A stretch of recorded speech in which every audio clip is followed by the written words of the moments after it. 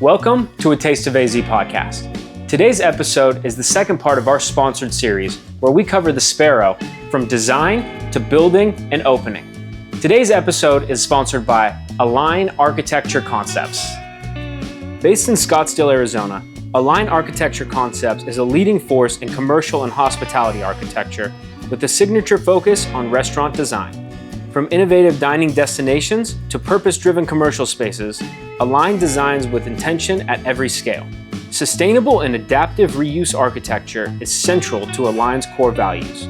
With many of their projects repurposing existing structures and integrating renewable materials, the team creates spaces that are both environmentally responsible and cost-effective, minimizing impact while maximizing potential. Thoughtful details and efficient design come together to craft places that honor the past and serve the future. From standout projects like Clayton House, Etta, Eleanor's, Oliver's, Jinjai, Nori, AZ Cancer Foundation for Children, Arizona Wilderness, and many more dynamic projects in the works, Align spaces go beyond expectation, blending vision with purpose. Ready to design something remarkable? Work with Align. Now let's jump into today's episode. All right, so we're back for the second of a three-part series. Thank you guys for coming back and humoring us and continuing this. This is awesome. Yeah. So thank you. So the first episode was October 25th. I look back and I can't believe it was that long ago. So wild. It's been that long. But it kind of goes in line with opening up a restaurant, right? Mm-hmm. That's what this whole series is about, is the trials and tribulations and everything that goes into opening up a brand new spot and this vision, right? And that's really what episode 1 was about, was building that vision, building the team, kind of schematic design and things like that, right? Mm-hmm. But now we're getting into some pretty technical stuff. Yeah. Right? Yeah. Brian, Mr. Technical Architecture. So before we pass it on to Brian, let's meet everybody again. So introduce yourself. Who are you? Who are you with? And what do you guys do? I am Emily Ganem. I am Executive Vice President of Ganem Companies, which is encompassing a general contracting agency, as well as a myriad of other things. So builder hat here with the architects. Also owner of Sparrow and Sky Restaurant Concepts, which is the restaurant we will be talking about today. And we're excited to bring to North Peoria in just a few short months. Oh, nice. Yeah. Do you have an estimated date yet? Estimated opening is mid-August. Okay. We do have a day, but man, I'm going to keep that date really close until we know it's for sure coming on that date. Yeah. So mid-August is the plan. Well, you're a very interesting guest for this series because you do have multiple hats in it, right? Mm-hmm. You're the owner of the restaurant, but then also the construction company, which will be kind of highlighting both of those in episode number 3. Right. Yeah. Yep. So Inside Sparrow. Inside Sparrow. Yeah. That's the plan. Approximately August. So. Yes. Yeah. And you? I am Nicole Herman. I am the principal designer and owner of Social Design Studio. So we are full service hospitality interiors. Just meaning we design a lot of restaurants with these guys actually quite often. So we do not only here in the Valley, but we're branching out. We're doing some national work a lot this year. So I've seen you flying private jets and stuff. Fancy. I'm very stoked for you. The clients pay for that, by the way.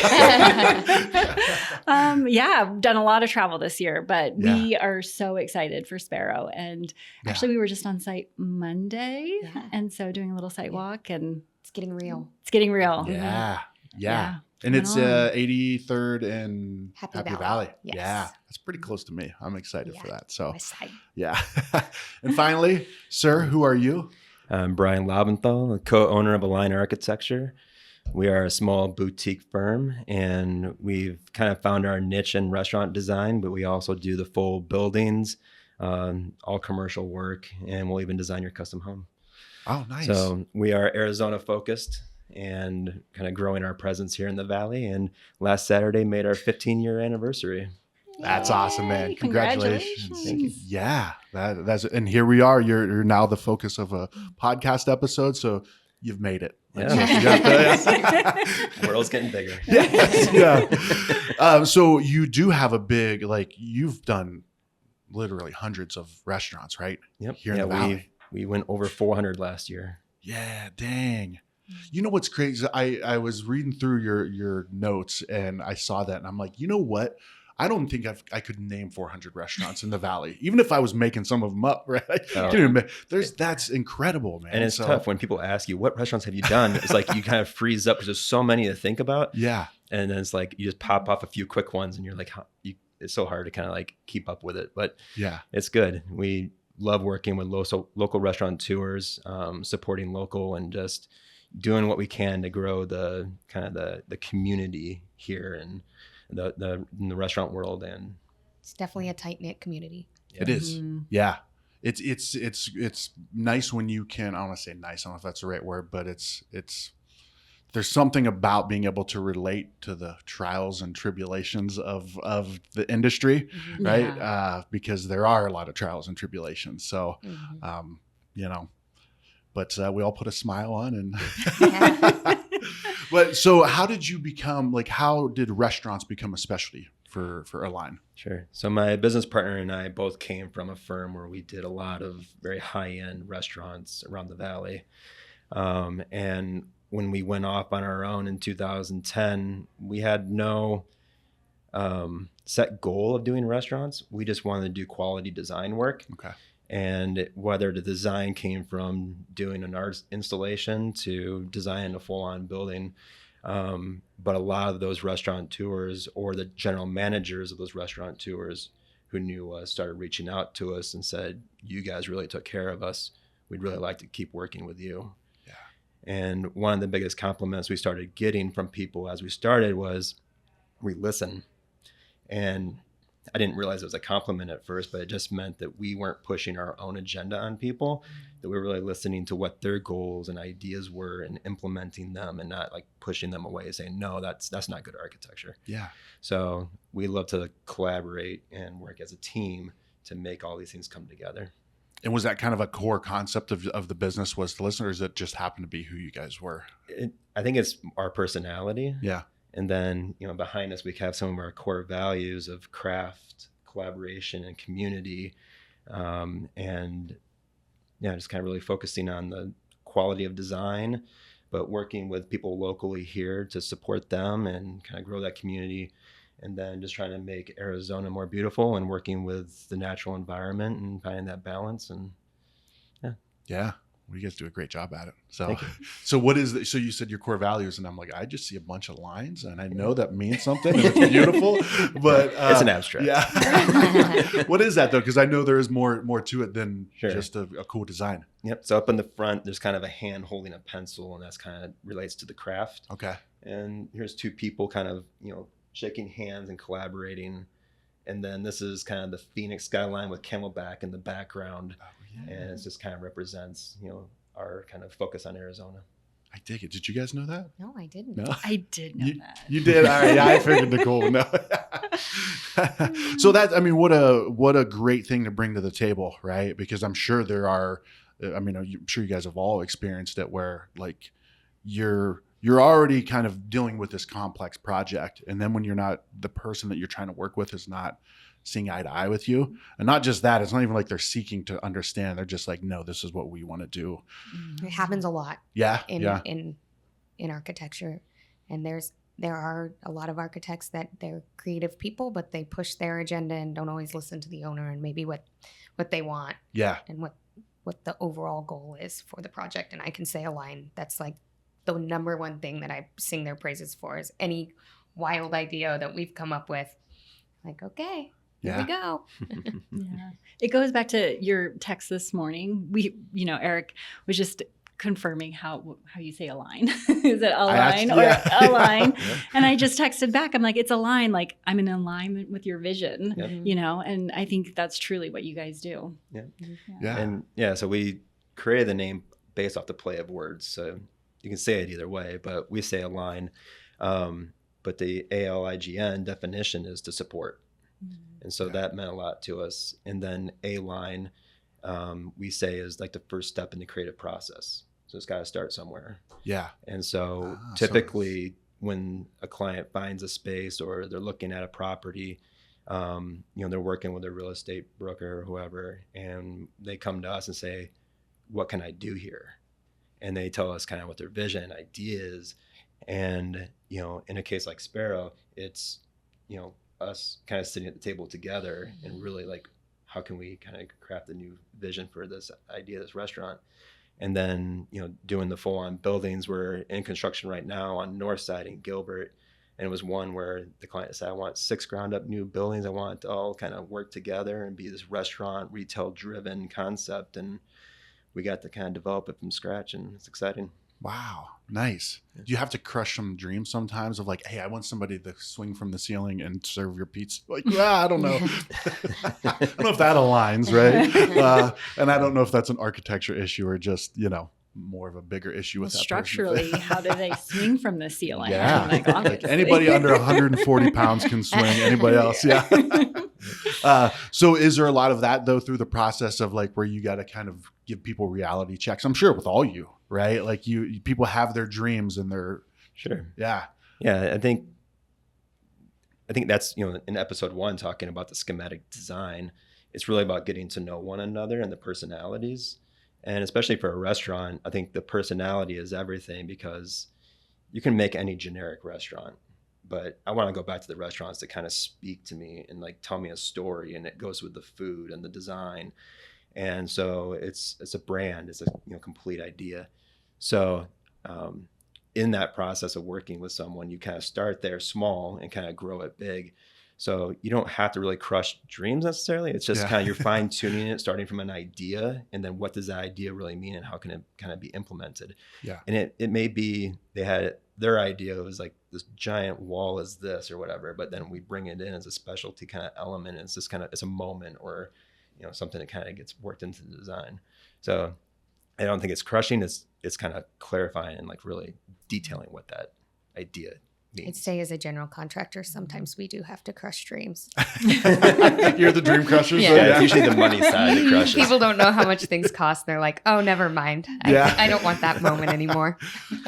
But you listen though, right? You listen and you can figure out, all right, what is the essence of what they're looking for, right? Maybe I can't give you this 24 karat gold wall, but we can maybe do a facade or something, stuff like that. So, and so how did you, I don't know if we talked about this in episode 1, but how did you guys start working with Align? Oh, that's a good story. It's for me, it was just the classic good old networking. And it's funny, I knew an art consultant and she had Jessica Berghoff. So she had worked with you guys. I was just starting out on my own, starting my company. Her and I had coffee, and I was like, hey, her and I had worked together for years. And I kind of told her like, hey, I'm starting out on my own. This is what I think I'm going to be doing. I'd love to get back into restaurants. She knew that my background at other firms with restaurants. And so she's like, you really have to meet the Bryans. And I'm like, who are the Bryans? The Bryans. And she's like, no, they're the greatest. I think you guys will get along really, really well. And so I think she set up a meeting here. You were on vacation. And so I think I met with Brian Kay, your partner, and we just started chatting. And all of a sudden we're like, we know all of the same people and have worked with a lot of the same clients. How do we not know each other? So that was kind of my introduction. And then I think I emailed you guys and said, thank you so much. And if I can ever, help you on a project. And I think the first project was Chula. North Scottsdale. Oh, nice. Yeah. The Greyhawk one? Yeah. So they're like, hey, why don't we, I think you guys were testing if it would be a good fit. And so it was like, just pick some finishes and maybe a little bit of furniture. So it wasn't like full design. It was just more like assisting your team, really. Yeah. And I think that went well. Clearly. Yeah. And you guys never really talked about it. Now it's on the mic, so it's recorded. So how was it really? Yeah. And then it just kind of from there naturally progressed. And I don't even know how many projects we've worked on together now. Yeah, it's been quite a few. Yeah. So we try, I think, as much as possible to bring each other in on projects. Mm-hmm. And when people ask me for recommendations for architects, I mean, they're obviously top of my list. And yeah. Nice. And what about you guys? So we met kind of the same way. Good classic. She had networked enough in the West Valley, and I knew a couple projects that she was working on and met with her. I actually met with multiple interior designers. I knew I wanted to hire a firm, and at the time we had architecture in-house. So my plan was to work with a firm, an interior design firm, and then bring it in-house. And after I met her and we had a great conversation and I knew she was the one I was going with, she just mentioned like, hey, would you be at all interested in talking to Align? And I was like, sure. I don't have to bring it in-house, and I'd love to, you know, find out more about what they do.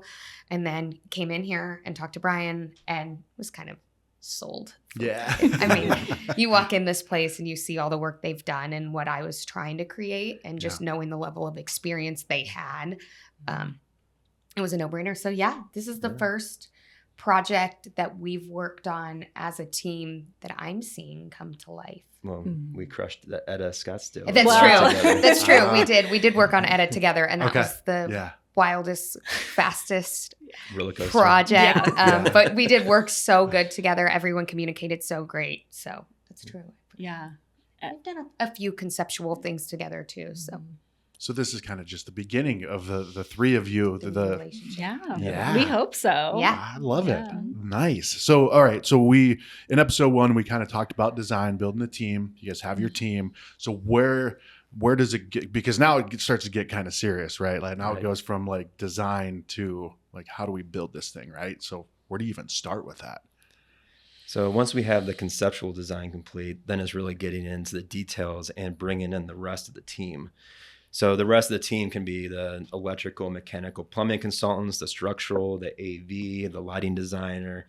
It just kind of, the marriage kind of grows to all the people that are involved in the project. And then we really work to manage each of those consultants to really make sure that the vision is kept. It works with Nicole's interiors and what she's looking for, working with Emily and her team on the budget side, and then just kind of trying to massage all that together while really trying to detail out the, kind of get more into the detail of what the space is. Gotcha. And when you say work with Emily, you're saying as the restaurant or as the construction company, or At that both? point, it's more the construction. Obviously it's both. Yeah. She's kind of directing us on some of the design things, but it's really at that point we know what the schematic is. So it's really about now, like, does it work with budget? Right. Okay. Gotcha. And you had said, I'm reading your notes here. Is this a technical term? Beast mode? What is beast mode of architecture? So once we have that schematic, it's really, okay, it's time to grind and put our heads down and really get into what this thing is, and then bringing in all those different people, because at that point, the communication just, it gets a lot larger. Yeah. And we have so many emails on every project, and our team is great on keeping those communications very clear, and really expressing the expectations of the project. So yeah, it's usually a little less contact with the client at that point and more just put our heads down and let's dive into this thing and get it done. Yeah. And who all do you work with at that point, right? I mean, I'm sure you're working with food service, like equipment and Yep. everything, right? Like, so Yep. who all is in that mix? Because I mean, that's the thing I don't even think about is the communication part of it, right? The Right. project itself is complicated, but then to communicate, like, oh, this person does this person doesn't check their emails very well, this person is sending 8 emails a day, you know. So I don't even know where I was going with that, but I just overwhelmed No. myself And then thinking about communicate, it. Yeah. and then communicate to us too. Yeah. Like keep all of that Yeah. organized, Right. and then there's so many questions that we have to answer as a restaurateur and as a general contractor. Like, hey, maybe this oven, the food service guy pulled out, but doesn't really work, or this hood has to move here, which is going to change this. Like, there's all those things that they did. They're just really good at communicating it and saying, I really need a response to keep this project moving. Yeah. Yeah, to jump in, I mean, I think it's like the unsung or like the unknown that nobody really sees for your team. And you guys excel at so incredibly well that it's not just emails, like they're getting drawings from the kitchen consultant, from the mechanical engineer, from the plumbing, from the electrical, and then they're reviewing and making sure that that piece of equipment like is in the right location, has the right power, it has the right plumbing to it. And I mean, you guys do it so incredibly well, and it's so so many pieces of information, like thousands of like choices that you guys all have to keep straight. Right. And like their team excels at it so well. Like, you know, in the industry, we say a tight set, and like their sets are just so incredibly tight. They know exactly, and they end up being like hundreds of sheets sometimes. So with Wow. all of that information. I'm overwhelmed. Thank Just you. thinking about it. Well, Emily, you had said something previously about like in going from like if there's a small change in something that could have like the butterfly effect, right? Where like move this sink 3 inches this way, and that it's not that easy, right? Yeah, a little bit of story time. I think this is a fun moment to bring up. So, you know, you sit in the room and you go through the first rendering and you look at everything, and then you start to see the drawings and everything comes together. The way that some people on my team work is they have to really start to envision the space, and that doesn't happen until things are really starting to be built and you're walking through it and holding the plans and doing that final page turn. And lo and behold, we decided we need to make the sinks a little bit wider. And little do people know how much goes into making a change, because it's just the ripple effect, right? Like Yeah. this affects this. Well, now, you know, the ADA of the way the door swings, so we have to move this bathroom now, and that this toilet, now we're losing bathrooms, and it was a funny moment that I was like, we could definitely talk about this on the podcast, because it ended up being quite a significant amount of work for you guys to make. Right. The sinks If you're just listening, she's measuring out about 10 inches larger. So so that complicates things for you. I mean, we're used to it. I mean, Yeah. it's I guess for the design side, a lot of people think that design stops when you have a permit. Okay. And that's not true. Design happens all the way through then to construction, because there's those moments where you are building something and you realize, I don't like this wall here, or I don't like this sink area. Right. And so you have to make those adjustments, and we can't put every little detail and idea in the drawing. So there's things that gotta get worked out. But you know, a situation like that, you know, it did have a ripple effect about how does it affect the plumbing engineer and the electrical, the lighting in the space, you know, the mechanical units and how they were being ducted. And so, you know, a lot of times people think like, oh, we can make the simple shift, right? And it's like, you can, but it's not like simple. Yeah. It comes with a little bit of cost usually, because you have to Sure. go back to everyone and have them rework a lot of things. And also, I use that example, and I had another one. I know we had the Oyster Bar too, which was a fun one. But there was one with design too, where one small thing kind of changed the whole project in the middle.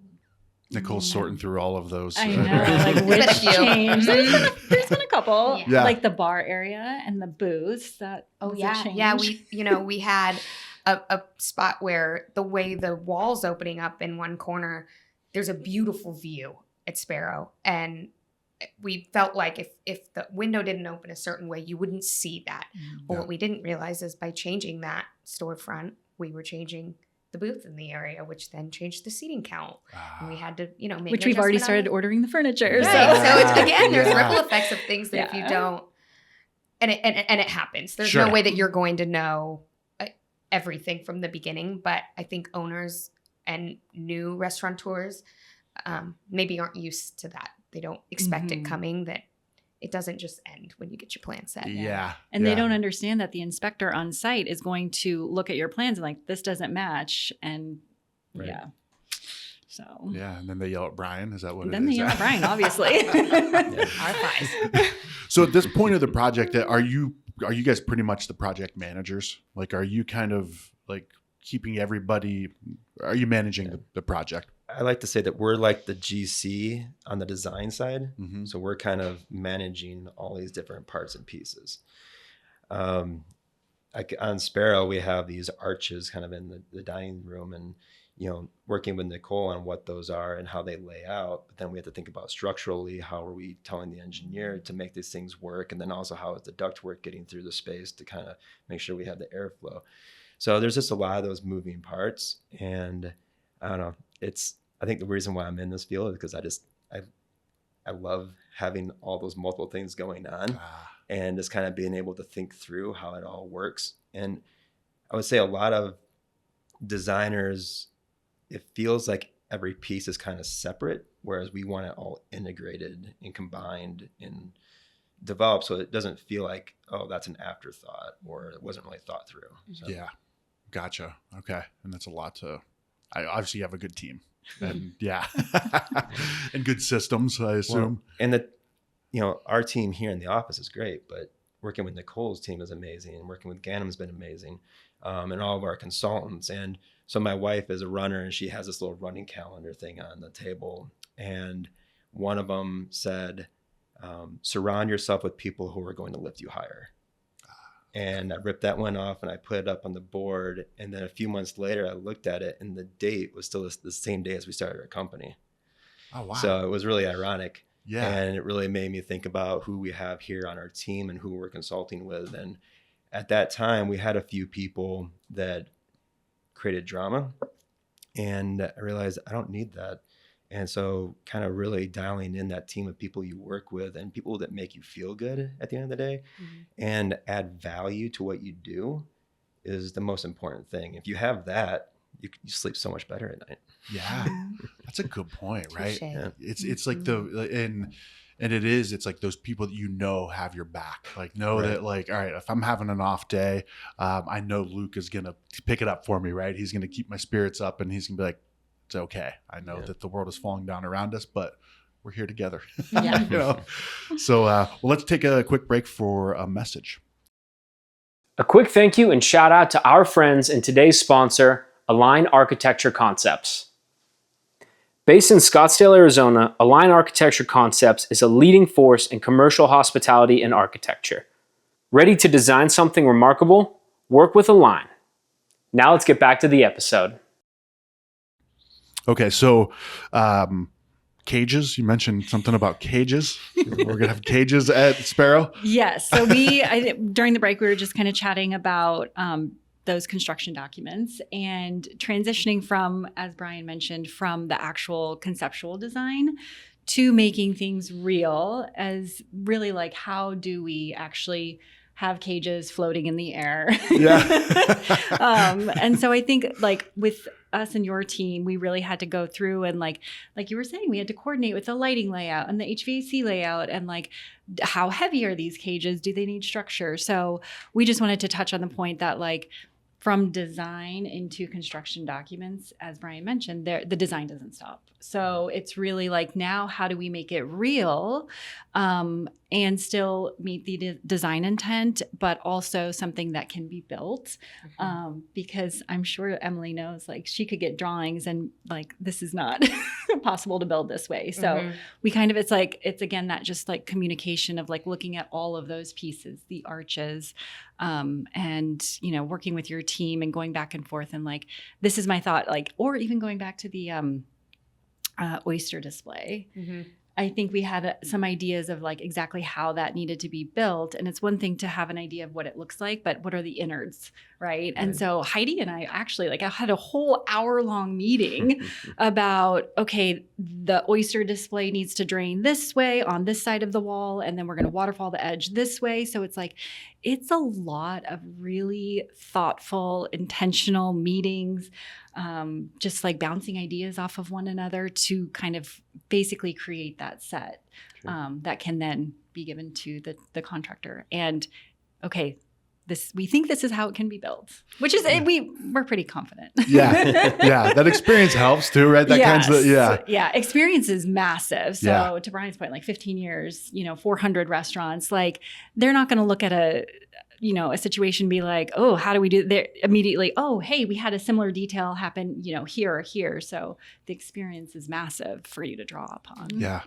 I think that really highlights, the amount of work that goes into the oyster display, right? And that's just one piece of these are things that, people, they get it when they walk into a place, but they're like, dang, how did they figure out how to, but there's many of those throughout each place. I definitely never understood as an owner until my own project. Even as a contractor, I am not the builder. Yeah. So just all there's just so much. There's so many little details, water and data, and there's where are you going to ring out, and does that match the intent, and then how everything's going to get there, and then not obscure something else. I mean, it's just wild how that much ripple thought effect and goes into it, and really that you get what you pay for with that. Yeah. There's so much that goes on behind the scenes that when you see the amount of hours up front that an architect or an interior designer might say it's going to take me this many, I guarantee it's more. And they're still being kind to you, but it is a lot of hours they put into things that as an owner and as a builder, I mean, as a builder, we think about it, but it's already kind of, here you go, this is how you're going to build it. Yeah. Mm-hmm. Yeah. So what do you do with the cages? Like, how do you figure out, how do you figure that out? What is because you mentioned a couple times documents, right? Yes. Like, so what is, my mind is just general documents. I mean, that could be a loan document, or it could be, but for you guys, what does that mean? Right. I mean, it's kind of going down to the millwork of how those cages are made, but then also how are they implemented in the space? How are they hung? What's the way that we're hanging it? And, these cages are massive. That's Yeah. why we talk about Yeah. cages. So a set of construction documents gets put on site. Well, it gets submitted to the city, and it's like a 24 by 36 inch huge sheets, hundreds of sheets, and every single sheet has a different floor plan. Like, it could be your plumbing plan, it could be your electrical, it could be your floor finish plan. So it's all these different plans detailed out, and then the elevations and how are these cages being hung, and what height are they being hung at, and how do they How the go power comes exactly, to the how cages. does the power, and then These are power cages? Like, there's lights There's lights in them, yeah. yeah. You're gonna see them, I and you're gonna can't be like, wait. I know the cannot- cages. Yeah. Can Also, I get there's inside the cage? There's like these wood things that are hanging that you have no idea on the documents how big they are. And then you're like, these are They're massive. gigantic. But they're to help with the acoustics and also just make the space feel. And that's another More. detail is like, how do we incorporate acoustics, which is massive in Sure. restaurants. Yeah. So and then we in CAD or Revit, depending on the firm, we are in our computer like this, beast mode, as Beast Brian mode. calls it. I'm stealing that. And we're drawing these details for hours and hours. And then you have this whole set of construction documents, this huge thing Yeah. at the end. And Nicole creates this really elaborate 3D model to really tell the story and get into what all the little details are. And I think it's important to talk about with Sparrow, the different motifs that you created, and like Yes. that interior is telling that story. Yeah, well, I actually can't take credit for that. So that was Heidi. So from the beginning, we've always had the story of the sparrow. But it was actually Heidi who came up with the 3 zones. Yeah. So she was like, I had this thought. And she's like, what if we thought about it like this? There's a garden zone, and then there's the cage, and there's one more. And now you have the notes. What's the 3rd zone? See, I can't. But it really helped to drive. So that again goes to how we work as a team, honestly. Yep. So the garden was the gathering space, Yes. and then the social is the cage area, and then there's the gold arching kind of elements that extend through and kind of connecting the 2 spaces together, and then how the patio is kind of tied into all that. Yeah. Yeah.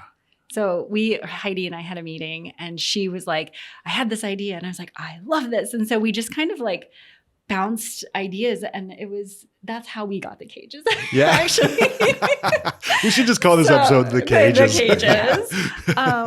But yeah, it's just like that input, and then we take it and run with it, because when we're giving, we can be given nothing and still create something. But when we work as a team, it's just, even like your input, like it just makes a better, more cohesive project that's, more interesting. And at the end, like when we're all sitting in it, we can tell this story, Yeah. But like you said, aligning yourself with people that are going to elevate you, right? Where it's like, where people are coming to the table with like, well, what about this? And you're like, oh, dang. Yes. Yeah. That's all, Yeah. like you don't feel like you have to carry the whole weight of everything. Exactly. Like And I don't want to. I don't want it to just be like, I never think, I even tell my team this, even my junior designers, like, you come to me with whatever idea. I want the best ideas. It doesn't mean that I'm going to have the best ideas. I have a lot of experience, sure, but like they may have seen something on TikTok. I don't know. You know, like come to us with the fresh ideas. And if, like Brian said, like if you come with an ego and an agenda and like, no, this is going to be my stamp, you know, I don't know. I don't work like that either. Yeah. Yep. Yeah. Yeah, I think being humble is a huge part of it. And my favorite is when at the end of a project, the client is talking about something. It's like, oh, my architect or my team and we did this. Mhm. And like they feel ownership of it, pride of it. And it's not like, oh, like, I don't know why this wall was done this way or like this roof or whatever. You know, I love it when they're like so involved in the process that they feel like they're part of the design team. Yeah. Yeah, I dig it. Well, I mean, it makes sense why you've done over 400 restaurants. So, one thing that in your notes too that what really kind of piqued my interest was the mechanical side of things, right? Of how like all of the things that could either be hidden or exposed, right? Because my natural instincts is like, okay, like these things are hidden. You would hide, you know, ventilation and electrical and all that, but there are some designs that actually use that as part of the design, right? So that's where you have to come in and be like, how do we handle this? And we have to understand Nicole's vision for what that interiors is. Is it more clean and refined, finished, or is there some raw kind of elements to it? And then we play off of that. So again, it's that collaboration and just kind of designing together. This is also one of those unsung moments where like we've all been in a restaurant and like you're sitting right under a register and you're freezing or like you're not, or you're too hot or whatever, where I've seen your team behind the scenes, like, no, we have to, you know, make sure that everything's evenly distributed so everybody feels comfortable. It's like all those thoughts, you have no idea how much thought their team actually puts into it. Yeah. And it makes such a difference in the end product, and you have no idea. You have no idea what goes into it. Yeah. Because you wouldn't notice if like, oh man, every time I sit in this corner, it's freezing. Yeah. Right. But if you just go in and you don't think anything of it, They did the job. Exactly. Yeah. If you didn't notice, we nailed it. Exactly. Right. Yeah. Exactly. If you can hear us talking in a restaurant, we did the job with the acoustics, right? Yeah. Like, yeah. Yeah. So now I guess to kind of in this final, I guess, part of this episode, now we get to the fun part, right? That's permitting and the cities and all, right? Because you got to deal with that stuff, right? Absolutely. Is that mainly what do you guys deal with that mostly? Yep. Yeah. Yeah. So we handle that whole process for the clients. So, and that's one benefit of working with a boutique firm like us is we are specialized with Arizona. We know the different municipalities. We know the health department. And all those kind of considerations go into the design process so that we're not having to change things during the permitting. A big part of the permitting is also the planning department. And when you're making exterior changes to a building, so like when we were doing the patios, there were a lot of different components that didn't, they were like different railing from the rest of the center, or, you know, some colors or some different elements. And so we have to go to the city and work with them to make sure that that's not going to be a red flag, or we have to go through a separate review process for that. It's going to help kind of drag out the length of the project. So on Sparrow specifically, we started working with the planner during the design process to kind of really bring them in and get their feedback, so we knew how to adjust it to avoid the extra review. And then, you know, once we do get the full set of drawings completed and submitted, you know, we sit back and cross our fingers and just kind of wait for the city to do their full review process. But we check in with them. Sometimes some of them will feed us some of the comments along the way. And it's rare to get a project through the first review and get a permit. But we are very good at keeping the amount of comments and things that happen that first review very limited. So there's a quick kind of turnaround for that second review and get the permit quickly after that.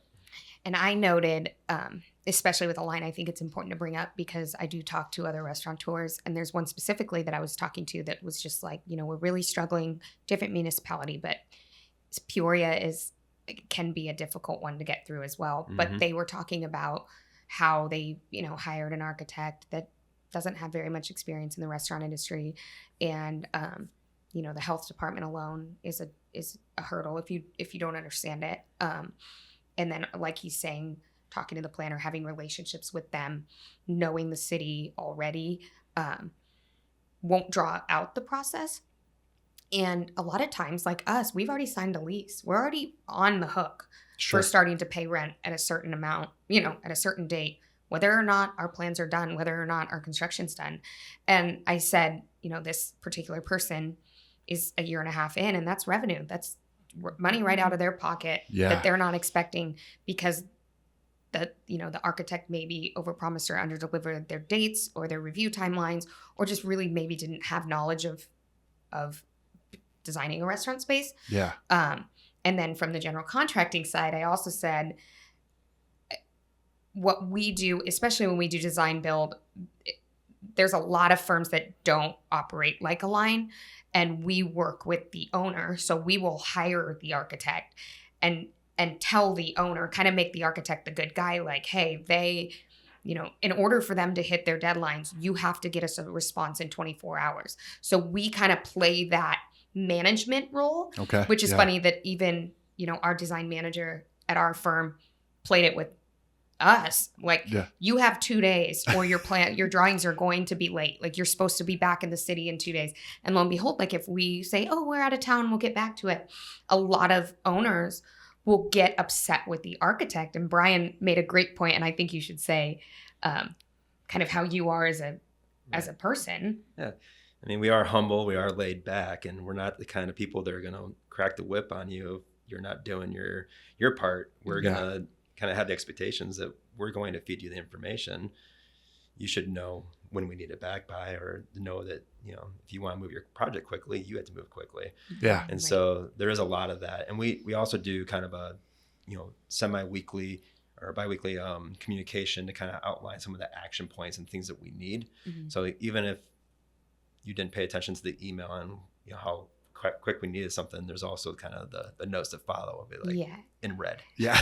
But at the end of the day, they still are the designer that's trying to keep a relationship there, work on more projects, to where as a contractor, we're like, if you want to start on the date you want to start on, this is what you have to do. Yeah. And then as an owner, it's appreciated a lot of times because we know, it's on us if this project doesn't start on time. Yeah. Because they said you have 2 days to review, and we can kind of be the bad guy. We can be the one that maybe cracks the whip a little bit and says, like, let's go. We got 2 months. Yeah. And that's one of the biggest benefits of having a contractor involved early in a project is when you have the team reviewing it from a budget standpoint or helping push the schedule. And, we can give a realistic kind of schedule for when we can get a permit, but every contractor is different on the construction side. So when you have the full team from the beginning, you can really set some hard dates of when you can do things. Yeah. So it's important. And Emily has a great team, and they even kind of gave us a couple nudges along the way, like, hey, let's move quicker. Yeah. Yeah. We will if we can. Yeah. Yeah, I think. Well, once again, it's having that good team, that those people that are going to help. So I guess if I'm getting this right, you understanding how each city, each municipality is going to what they're looking for and what they're requiring. You guys know that from your experience, but then also it's relationships, right? The person to contact. They like working with you, right? Where if you have somebody that's new, just like, I don't know who to reach out to. I'm just calling, the 800 number for the city or whatever, and they can't get to so that's another piece of value that you would bring is like, we've got the relationships. Like we know, first of all, what to do, and we know who to talk to if something is needed. Absolutely. Which is huge. And how to talk to them. Sure. How Exactly. How to ask them, okay, can we get past this one? And if you don't know, again, because we've worked with so many different people, there's ones that, you upset the city and they don't have to work with you. Yeah. So. Yeah. Yep. Wow. So that's a huge value add for sure. Like, yeah, because I've heard the stories of working with different cities and stuff, and yeah. So, a lot of times we get compliments from the city about how complete our plans are, and we don't ever think about it because like we just think this is what you have to do, and then they tell us the stories of like some of the plans that they see and have to like review, and it's like, wow, it's scary that there's that stuff being put out there. But Scottsdale and Tempe have put us on the referred architect list, where they actually, if someone comes in doesn't have an architect, they'll tell them, we're one of like their 5 choices for architects. So nice. That's incredible. it's really nice to have that, and they kind of see the value of what we're bringing to them, because it makes their job easier as reviewers. Yeah. And hopefully they put it alphabetically so you're at the top, right? That's no reason for the A. Yeah. Many reasons you chose the A line, or line, and this has been great. This has been a great episode. I really like this whole series that we're doing. Like we're learning so much about like the whole process. It makes me very grateful for the role that we play. We don't have to deal with any of this stuff, but you guys kick ass at what you guys all do. So nice work. Yeah. So anything else to add to this? I mean, with the final episode, we're going to wrap it up at Sparrow. And we're going to talk about obviously about the restaurant itself, but then also the wrapping it up with the construction side of things. But anything else to add? Anything else we missed on the architecture side or? Oh boy. We talked about so much. I know. We did good. I mean, I think it just kind of goes back to that collaboration as a team. And, I think for us, we're looking for the type of client that's going to be respectful and want to work together with someone and not push their agenda and think they know what our job is. And just like we don't want to push our clients to tell them what their job should be. So yeah, I think it's really about having that teamwork and collaboration, that listening, the respect. And, besides the drawings and getting into the technical details, if you don't have that base relationship, then I think a project is going to, turn out poorly, regardless of how great the drawings are.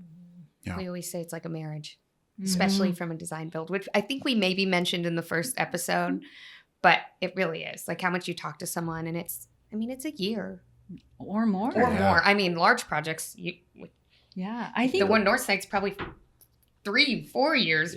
Yeah. I mean, I think we started designing last year in January. Did we kick off?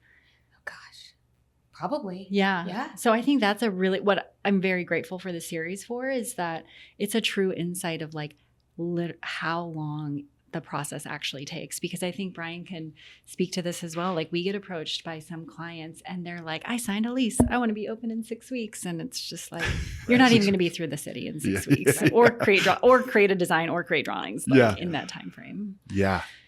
One note too, I looked at, and this is a big piece of it, is the landlords, right? Because I think a lot of times I assume this, I thought that, okay, this is your restaurant, you own it. Right. This is your, but it's not always the case. You are renting that space or leasing that space from somebody else, and they have to be involved in all this too. Right.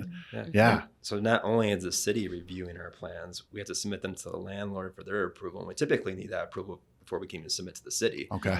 And so again, we got to keep them in constant communication and aware. And there's sometimes things on their plans that aren't fully complete or work with what we're trying to do, and so we got to work with their design team, and then then there's the health department and everybody else on top of that. So again, this is a huge team. It's a lot of collaboration, a lot of communication.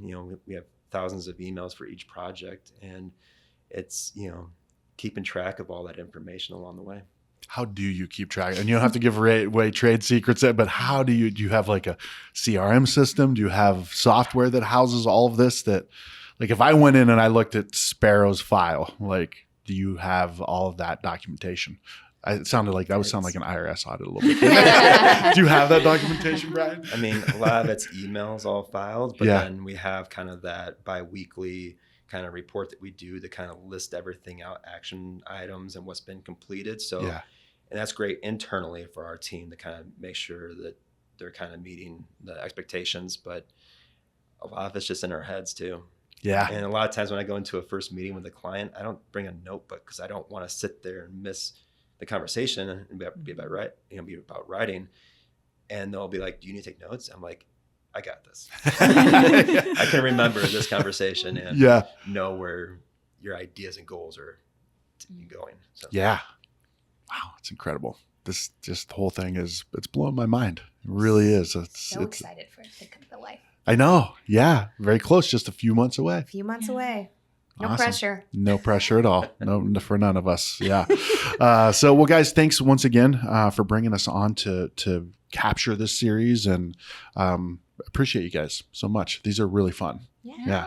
Thank you. Makes me think. Like these are, not that I just phone it in sometimes, but I go into an interview of like I kind of had an idea of what I, kind of guide the conversation. But this is technical, and this is, it's making me think. So thank you for helping me grow.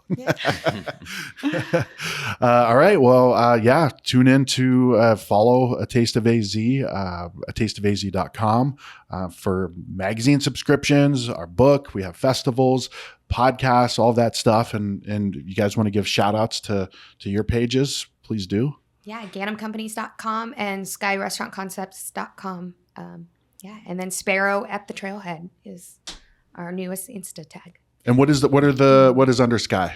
Like you have Sky has Highball Cocktail Bar. Just nominated. Just named. named on the top 100 bars in North America, which is Yeah. wild for that team. They're Much incredible. deserved. Yeah. Much deserved. And then Squidding Sushi Bar and Urban Agave, which are both in the West Valley, and then Sparrow coming soon. Nice. Cool. So you can find us at socialdesignstudio.co if you want to look at our portfolio. And then on Instagram, same handle at socialdesignstudio.co. Yes, that's the full handle. Yeah. Why like so you can see your portfolio of the things you guys have done. Yes. And then you as a listener can go into these places and see that this was Nicole's touch of the design. And our Instagram, we really try to, I'm not huge on it, honestly. We don't really get a whole lot of clients from it, but we like to give a little behind the scenes of this process. And so it's kind of fun. Nice. Yeah. Brian? So our website's it's wrong. It's madewithaline.com. And then our Instagram is Align Architecture. All right. Beautiful. Well, thank you guys. Thank Thank you. you. Yeah, absolutely. A final shout out to our friends and sponsors of today's episode, Align Architecture Concepts. For your next build out, make sure to visit their website for more information on how they can help you build a beautiful and innovative space. See you next time.